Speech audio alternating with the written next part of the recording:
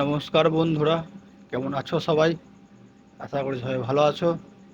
তো বলেছিলাম একদিন সেদ্ধ হওয়ার ফুল ভিডিও নিয়ে আসবো, তাই আজকে সেই ভিডিও দেখো। হাঁড়িতে ধান ভরা হচ্ছে।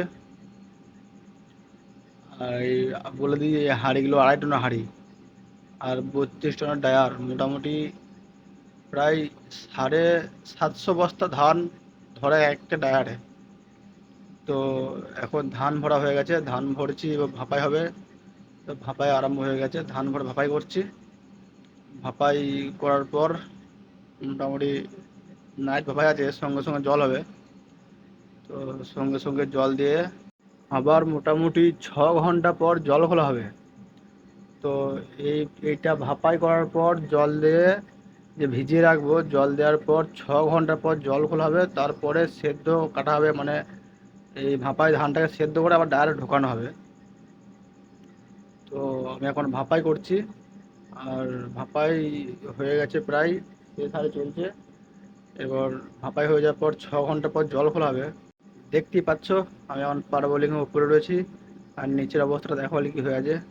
এই যে জল হচ্ছে আমাদের হাঁড়িতে, জল করছি আমি। ভাপাই হয়ে যাওয়ার পর যে বললাম না জল করব, জল করছি। আর 6 ঘন্টা হয়ে গেছে গাইস। 6 ঘন্টার পর আবার জল খুলে দিয়ে সেদ্ধ চালু করা হয়েছে। যে কনভেয়ারের দ্বারাই ধান ঢুকে যাচ্ছে ডায়ারে।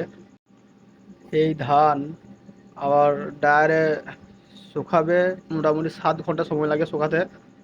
তো এর হচ্ছে যে এলিমিটার গাছ, এই এলিমিটার গাছ ধরে ধানটা যাচ্ছে, ডায়ারে ঢুকছে। তো ডায়ারে ঢুকে যাওয়ার পর মোটামুটি ধানটা আবার টেম্পারটা দেখে সাইলে আনলোড করতে হয়। আনলোড করার পর ধানটাকে প্লান্ট ঘরে যেয়ে চাল বের করে।